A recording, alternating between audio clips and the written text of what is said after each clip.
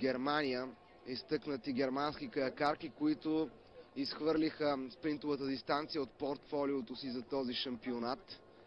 Концентрираха се върху 500 метровата дистанция и, разбира се, станаха шампионки по-рано днес.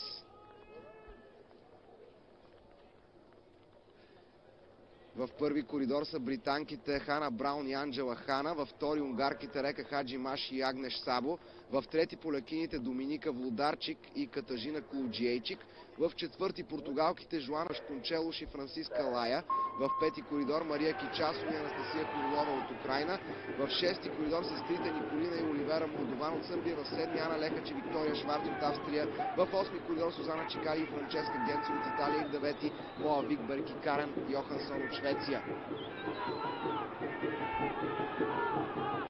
Много добре се справят в пети коридор Кичасова и Хурлова. Кичасова и Хурлова са отлични спринтьорки. Показаха ни го и по-рано днес в финала на 500 метровата дистанция. Именно те водят метри преди финала на тази битка и златото ще бъде за Украйна.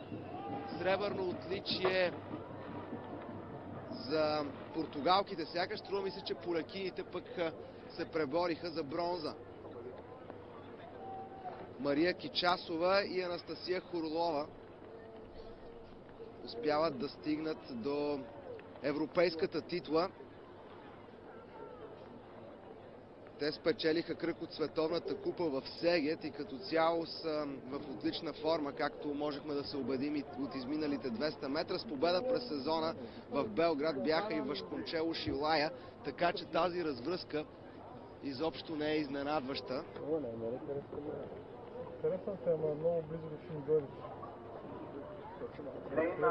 Бронза Влодарчик и Кулджиейчик.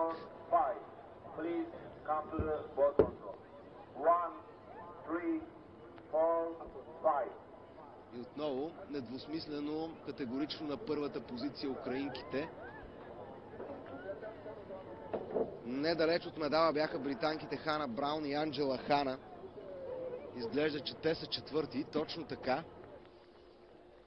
Тук не бяха чак толкова малки разликите и сравнително бързо имаме официално класиране. Британките са четвърти, пети италианките, Унгария с шеста позиция, след това австрийките